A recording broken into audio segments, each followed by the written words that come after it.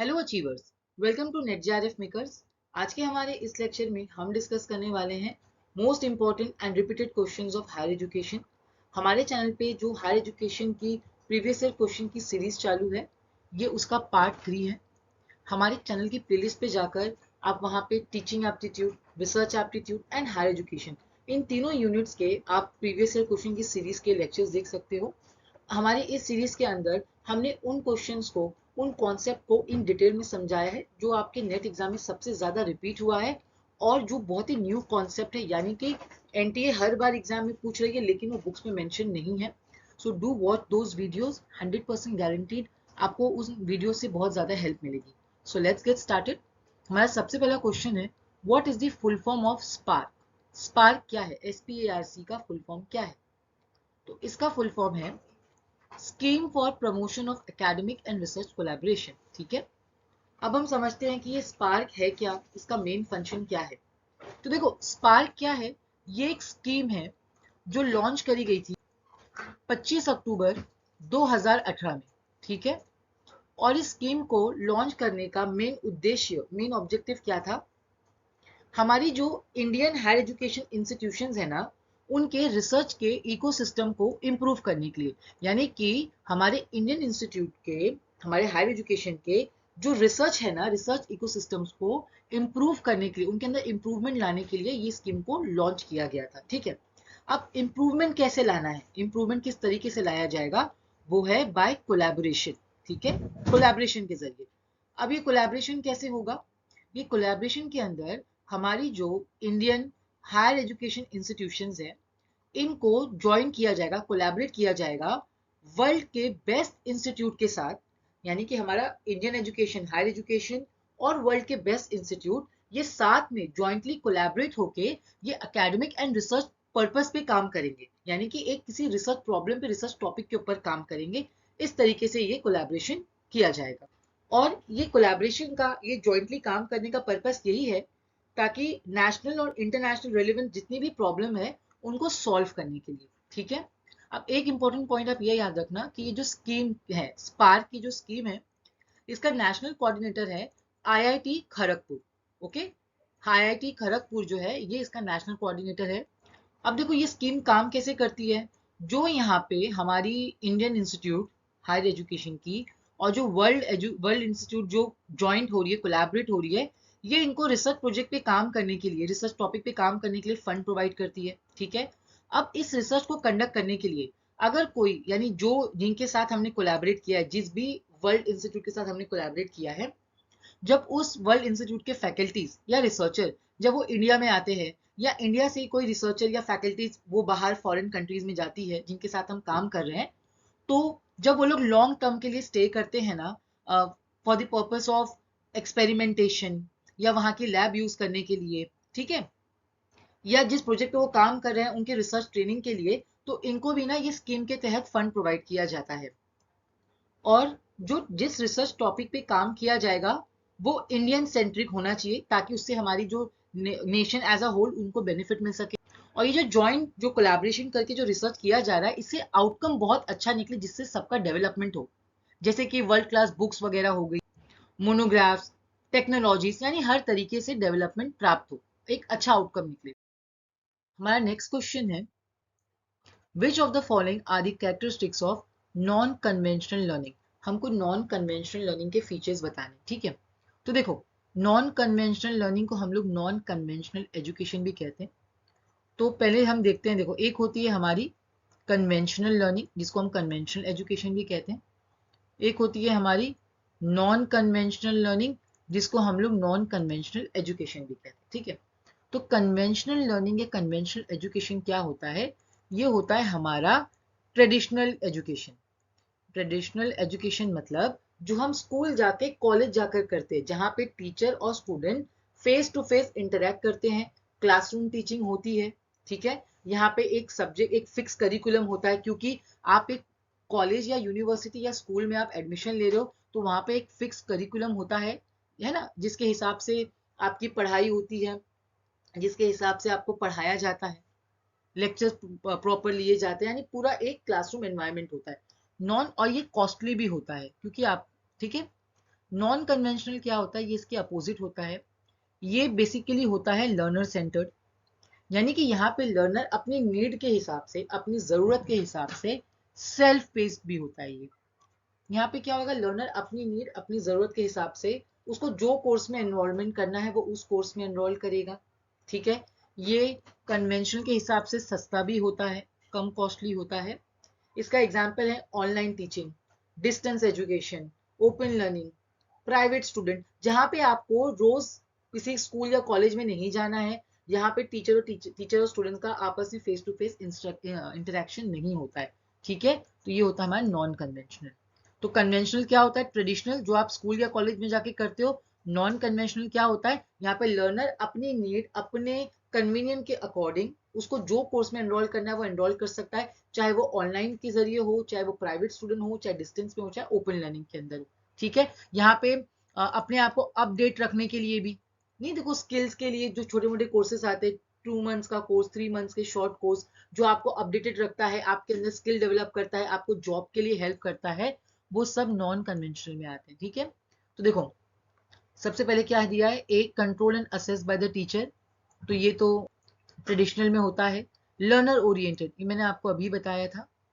Based on lecture method, ये हमारे conventional में होता है।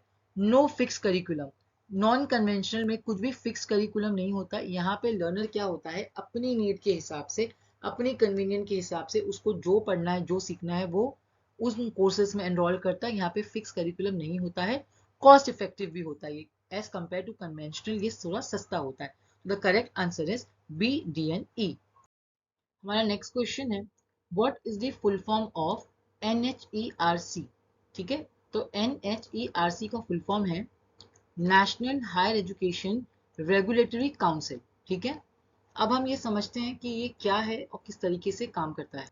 तो NHERC ये एक गवर्नमेंट बॉडी है, या आप इसको एक गवर्नमेंट एजेंसी भी कह सकते हो, जो रिस्पॉन्सिबल है for regulating higher education institutions within a country. ठीक है, जो क्या करती है, रेगुलेटिंग करती है of higher education institutions within a country.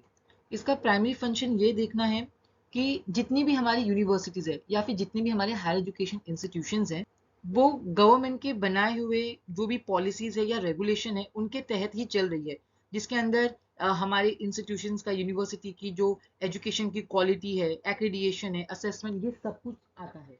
देखो जिसका मतलब ये है कि हमारे हायर एजुकेशन के लिए, जितनी भी यूनिवर्सिटीज के लिए जो भी फ्रेमवर्क बनाया गया है, रूल्स या रेगुलेशन बनाया गया है, क्या हिंदुस्तान की हर institution, higher education institutions, universities, वो उनको कंप्लाई कर रही है या नहीं, उनको फॉलो कर रही है या नहीं, उसके हिसाब से चल रही है या नहीं, यानी जो भी स्टैंडर्ड दिया हुआ है, एक्रीडिएशन कैसा होना चाहिए, असेसमेंट कैसे करना है, यानी कि पूरी पॉलिसी फ्रेमवर्क जो है ना, वो उसको मॉनिटर करती है कि सही से चल रहा है या नहीं।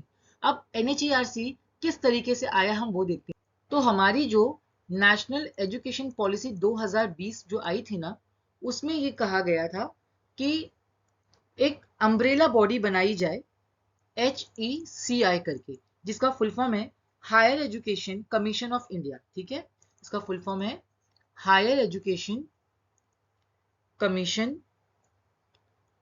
Of India.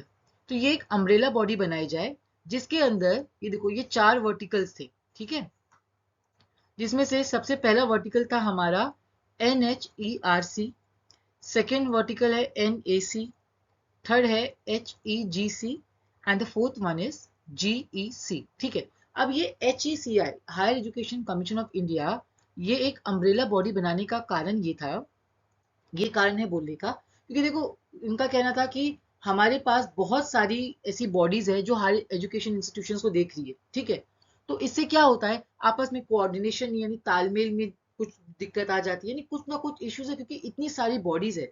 तो इन सब बॉडीज को हटाकर एक अम्ब्रेला बॉडी बना दी जाए, जो पूरे हमारे इंडियन हायर एजुकेशन को देखेगी। ठीक है, यानी हमारे जो एजुकेशन सिस्टम को वही बॉडी, एक अम्ब्रेला बॉडी देखेगी। तो उसके अंदर ये 4 बताए मैंने आपको वर्टिकल ये है। तो NHERC क्या करता है, ये रेगुलेटरी है। ठीक है, यानी ये जो भी हमने आपको बताया ना कि हमारे जितने भी ये जो पॉलिसीज फ्रेमवर्क बनाए गए हैं, उसके हिसाब से हमारी इंस्टीट्यूट चल रही हैं या नहीं, ये उनको मॉनिटर करता है। ठीक है, अब इसके अंदर हर एजुकेशन सिस्टम आता है except legal and medical. Legal and medical education को छोड़ के जितने भी एजुकेशन है, चाहे वो टीचिंग हो चाहे कोई भी हो, वो सब कुछ NHERC के अंदर इंक्लूडेड है except legal and medical. NAC क्या करेगा? NAC stands for national accreditation commission, जो एक्रीडिएशन का काम देखेगा, ठीक है। HEGC का फुल फॉर्म है higher education grants council. Grants council ये फंड के लिए है। GEC क्या है? जर्नल एजुकेशन काउंसिल, ठीक है। ये क्या है? ये जो एकेडमिक स्टैंडर्ड जो फिक्स किया गया है, ये उसको मेंटेन करने के लिए, उसको देखने के लिए किया गया है, ठीक है, कि क्या आउटकम निकल रहा है। बच्चा जो भी कोर्स में एनरोल हो रहा है, वो कोर्स के कंप्लीट होने के बाद जो एक स्टैंडर्ड फिक्स कर दिया गया है, उसके हिसाब से आउटकम हो रहा है या नहीं, उसके लिए ये रखा गया है, ठीक है। So I hope it is clear till here. हमारा नेक्स्ट क्वेश्चन है, IGNOU host secretariats of the SAARC consortium on open and distance learning, जिसको हम सैकोडिल कहते हैं, and the global mega universities network, जिसको हम GMU नेट कहते हैं। इन दोनों सेक्रेटरीट्स को इनिशियली में किसने सपोर्ट किया था? तो आंसर है यूनेस्को, ठीक है। अब हम समझते हैं कि ये सैकोडिल और GMU नेट क्या होता है, ये कैसे काम करता है। तो सबसे पहले तो आप ये समझ लो कि ये जो दोनों सेक्रेटरीट, यानी जो सैकोडिल और ये जो GMU नेट है, ये दोनों अलग है, ठीक है। ये दोनों के ऑब्जेक्टिव अलग है। इनके अंदर एक ही चीज कॉमन है, वो ये है कि इन दोनों को इग्नू होस्ट करती है, ठीक है। तो अब देखो सैकोडिल क्या है। हाँ, पहले तो हम ये समझते हैं इग्नू, आपको पता है क्या होगा। इग्नू क्या है? ये Indira Gandhi national open university है, यानी कि यहाँ पे हर व्यक्ति, हर इंसान ओपन एंड डिस्टेंस लर्निंग यहाँ से प्राप्त कर सकता है, ठीक है। तो सैकोडिल क्या है? सैकोडिल के अंदर हमारे जितने भी सार्क के मेंबर्स हैं, सार्क क्या होता है? South Asian association for regional cooperation. तो इस सार्क के जितने भी मेंबर्स कंट्रीज हैं, उन कंट्रीज के अंदर जितने भी open and distance learning institutions हैं, उनके साथ कोलैबोरेशन को प्रमोट करती है हमारी ये सैकोडिल, ठीक है। GMU नेट क्या है? GMU नेट के तहत क्या होता है कि जितनी भी लार्ज एंड कॉम्प्रिहेंसिव इंस्टीट्यूट्स है वर्ल्ड के अंदर, जितनी भी large and comprehensive world institutions है, उनके साथ कोऑपरेशन को फैसिलिटेट करती है हमारी GMU नेट, ठीक है। आई होप ये आपको क्लियर है यहाँ तक। और इनको स्टार्ट में इनिशियली सपोर्ट यूनेस्को ने ही किया था, क्योंकि देखो यूनेस्को का मेन ऑब्जेक्टिव उद्देश्य यही है ना कि उसके जितने भी मेंबर नेशंस हैं, उन मेंबर नेशंस के को जो है कोऑपरेट, मतलब आपस में कनेक्ट करना, कोऑपरेशन क्रिएट करना एजुकेशन, साइंस एंड कल्चर के थ्रू, और इसके तहत प्रमोट करना पीस को एंड सिक्योरिटी को, है ना।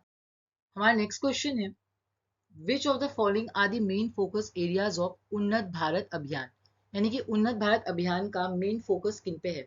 तो देखो उन्नत भारत अभियान है क्या, पहले आप ये समझ लो। ये बेसिकली ये एक अभियान है जो 2014 में स्टार्ट किया गया था, ठीक है। फिर 2018 में उन्नत भारत अभियान 2.0 करके इसका एक वर्जन आया।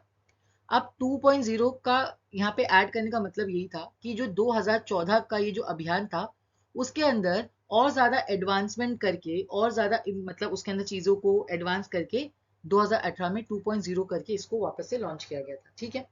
तो ये उन्नत भारत अभियान ये है क्या? ये बेसिकली रूरल अपलिफ्टमेंट के बारे में बात करता है, ठीक है। ये बात करता है रूरल अपलिफ्टमेंट के बारे में, यानी कि हमारे जो हायर एजुकेशन इंस्टीट्यूशंस है, वो रूरल एरिया के साथ मिलकर उन रूरल एरिया के डेवलपमेंट के लिए, उनकी प्रगति के लिए, उनके अपलिफ्टमेंट के लिए काम करे, ठीक है। तो ये स्कीम देखो, ये उन्नत भारत अभियान कैसे काम करता है। यहाँ पे जो हमारी हायर एजुकेशन इंस्टीट्यूशंस है ना, इनको 5 विलेजेस को गोद लेना पड़ता है, ठीक है, अडॉप्ट करना पड़ता है, और फिर उनके ऊपर उनको काम करना होता है, यानी उनको हर एरिया से, उनका हर एरिया के तहत उनके अंदर डेवलपमेंट उनका कराया जाता है, उनकी प्रगति कराई जाती है, उनका ग्रोथ कराया जाता है। यानी कि ये रूरल डेवलपमेंट कराना चाहता है, रूरल एरिया का ट्रांसफॉर्मेशन, ठीक है। तो देखो ये काम ऐसे ही करता है। यहाँ पे क्या होता है, हमारा जो एक रूरल एरिया है कोई भी, ठीक है, उसके साथ मिलकर हमारे हायर एजुकेशन इंस्टीट्यूशन पहले क्या इश्यूज है, क्या चैलेंजेस है इन रूरल एरियाज में, उसको आइडेंटिफाई करते समझते हैं, फिर उसी के ऊपर काम करके सोल्यूशन प्राप्त करते हैं, यानी कि उसका डेवलपमेंट करते हैं ताकि वो भी प्रगति कर सके। ओके, तो देखो यहाँ पे हमारा करेक्ट आंसर क्या होगा, holistic development of rural cluster, rural groups का, ये डेवलपमेंट के लिए। फिर बी ऑप्शन क्या बोलता है, reorient the academic curricular and research programme in higher education institutions to align with the development of local community. यहाँ पे लोकल कम्युनिटी का मतलब है रूरल के बारे में बात कर रहा है, तो यस ये भी स्टेटमेंट सही है।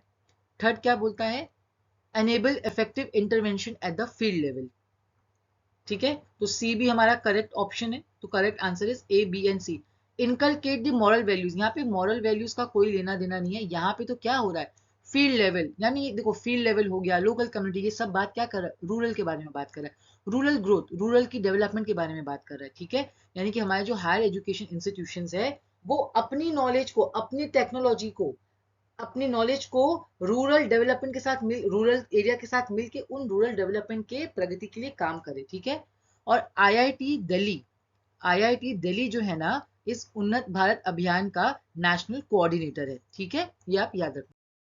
अब लास्ट क्वेश्चन इज, हमको दो स्टेटमेंट दिए हैं, हमको करेक्ट स्टेटमेंट बताना है। पहला स्टेटमेंट है, यूजीसी यानी कि university grants commission became a statutory organization of the government of India by an act of parliament in 1956। तो ये स्टेटमेंट हमारा ट्रू है, क्योंकि सन 1956 में ही पार्लियामेंट के एक्ट के तहत यूजीसी को एक स्टैट्यूटरी ऑर्गेनाइजेशन, एक स्टैट्यूटरी बॉडी घोषित किया गया था। स्टेटमेंट 2 कहता है कि एनसीईआरटी यानी कि national council of educational research and training, ये एक ऑटोनॉमस ऑर्गेनाइजेशन है जो 1961 में गवर्नमेंट इंडिया ने सेटअप किया था। ये भी स्टेटमेंट ट्रू है। ठीक है, तो यहाँ पे both the statements are correct. अब हम एक थोड़ा सा दोनों को समझते हैं। देखो यूजीसी क्या है, आप एकदम सिंपल वर्ड में इसको समझो, बाद में हम इन डिटेल में इसका लेक्चर आगे कवर करेंगे, अभी आप सिर्फ एग्जाम के पर्सपेक्टिव से इसको समझो। यूजीसी क्या है और यूजीसी क्या काम करता है।